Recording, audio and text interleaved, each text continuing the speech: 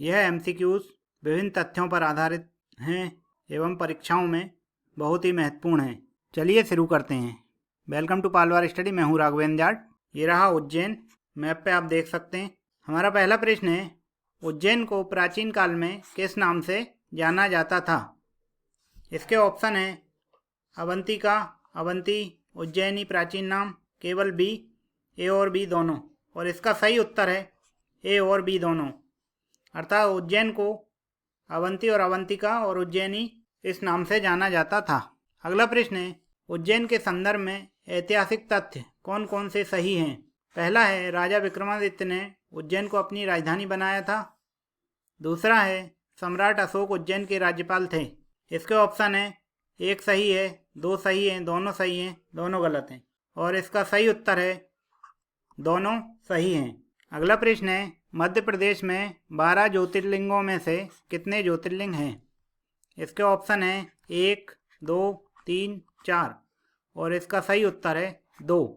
मध्य प्रदेश में 12 ज्योतिर्लिंगों में से 2 ज्योतिर्लिंग हैं, महाकालेश्वर और ओमकारेश्वर। अगला प्रश्न है, महाकालेश्वर ज्योतिर्लिंग है उत्तरमुखी, दक्षिणमुखी, पूर्वमुखी, पश्चिममुखी?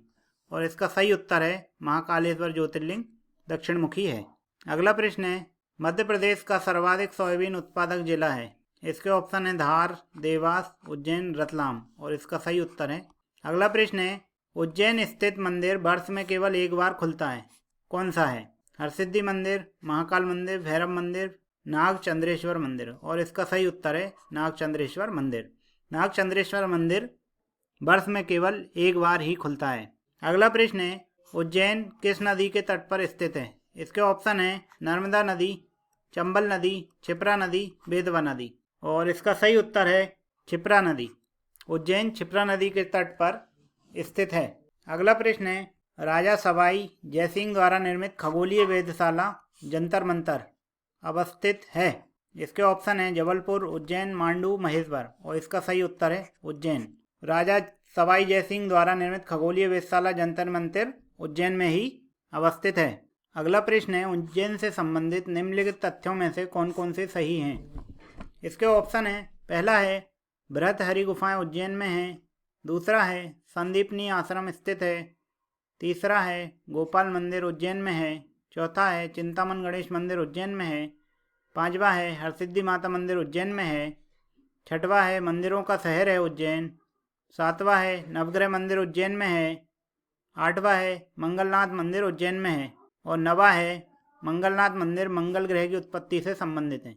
यह सभी तथ्य मंदिरों से संबंधित हैं और बहुत ही महत्वपूर्ण हैं। और इसका सही उत्तर है सभी कथन सही हैं। अगला प्रश्न है, बराह मिहिर की जन्मभूमि जो कि एक ताम्र पाषाणकालीन स्थल है, कौन सी है या थी? इसके ऑप्शन है नागदा, कायथा, भैरवगढ़, महेश्वर। और इसका सही उत्तर है कायथा। बराह मिहिर की जन्मभूमि कायथा है, जो कि एक ताम्र पाषाणकालीन स्थल है। अगला प्रश्न है, उज्जैन स्थित आश्रम जिसमें श्री कृष्ण, सुदामा, बलराम ने शिक्षा प्राप्त की थी। इसके ऑप्शन है मंगलनाथ आश्रम, विश्वामित्र आश्रम, संदीपनी आश्रम, इनमें से कोई नहीं। और इसका सही उत्तर है संदीपनी आश्रम।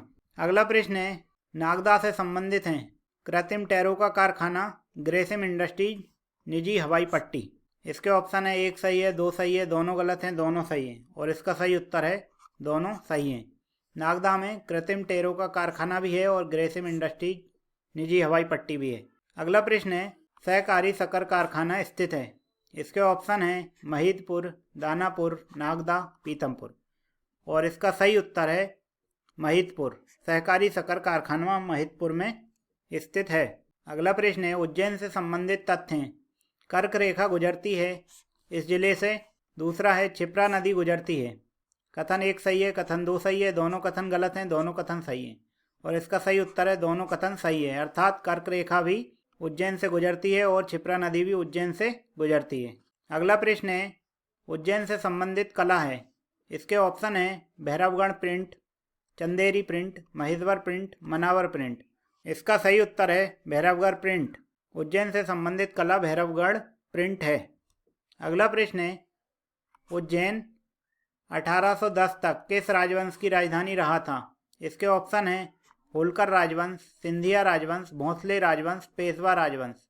और इसका सही उत्तर है सिंधिया राजवंश। अगला प्रश्न है, उज्जैन गणित और खगोल विज्ञान का केंद्र था। इसके ऑप्शन है 6वीं व 7वीं सदी में, पहली और दूसरी सदी में, तीसरी चौथी सदी में, इनमें से कोई नहीं। और इसका सही उत्तर है 6वीं व 7वीं सदी में उज्जैन गणित और खगोल विज्ञान का केंद्र था, 6वीं व 7वीं सदी में। अगला प्रश्न है, विक्रम विश्वविद्यालय की स्थापना किस सन में हुई थी। इसके ऑप्शन है 1921 में, 1957 में, 1757 में, 1822 में। और इसका सही उत्तर है 1957 में। विक्रम विश्वविद्यालय की स्थापना 1957 में हुई थी। अगला प्रश्न है, पाणिनि विश्वविद्यालय की स्थापना कब की गई थी। इसके ऑप्शन है 2008, 1957, 1975, 1944। और इसका सही उत्तर है 2008। पाणिनि विश्वविद्यालय की स्थापना 2008 में हुई थी। अगला प्रश्न है, निम्न में से उज्जैन में कौन कौन से समारोह आयोजित होते हैं। पहला है कालिदास समारोह उज्जैन, दूसरा है मालवा उत्सव इंदौर उज्जैन, तीसरा है टेपा समारोह उज्जैन। इसके ऑप्शन है सभी सही है, 1 और 2 सही हैं, 2 और 3 सही है, 1 और 3 सही है। और इसका उत्तर है सभी सही हैं, अर्थात कालिदास समारोह भी उज्जैन में होता है, मालवा उत्सव इंदौर और उज्जैन दोनों में होता है, टेपा समारोह उज्जैन में होता है। अगला प्रश्न है, एशिया का सबसे बड़ा सोयाबीन संयंत्र स्थित है।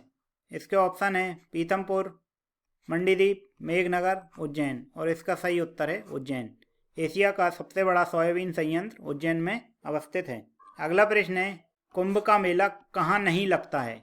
इसके ऑप्शन है नासिक, उज्जैन, ओमकारेश्वर, प्रयागराज। तो इसका सही उत्तर है ओमकारेश्वर।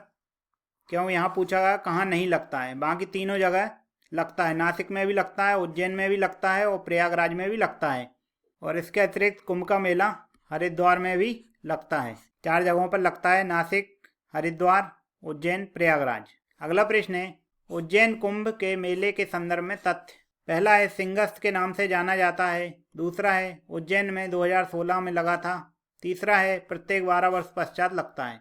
तो इसका उत्तर है तीनों कथन सही हैं, अर्थात उज्जैन में कुंभ के मेले को सिंहस्थ के नाम से जाना जाता है। यह उज्जैन में 2016 में लगा था, अगला 2028 में लगेगा और यह प्रत्येक 12 वर्ष के पश्चात लगता है मेला। अगला प्रश्न है, कालिदास अकादमी स्थित है और कब स्थापित की गई थी। इसके ऑप्शन है उज्जैन 1977, भोपाल 1977, जबलपुर 1977, नेमावर 1977। और इसका सही उत्तर है उज्जैन 1977। कालिदास अकादमी उज्जैन में 1977 में स्थापित की गई थी। यह सीरीज MPPSC प्रारंभिक परीक्षा को ध्यान में रखकर बनाई जा रही है। अपनी तैयारी को बेहतर करने के लिए जिलों से संबंधित सीरीज को देखते रहें और वस्तुनिष्ठ प्रश्नों को हल करते रहें। वीडियो देखने के लिए आपका बहुत बहुत धन्यवाद। वीडियो आपको कैसी लगी कमेंट्स करके ज़रूर बताएं और अपने दोस्तों के साथ शेयर करें, वीडियो को लाइक करें और हमारे साथ जुड़े रहें। आपका दिन शुभ हो।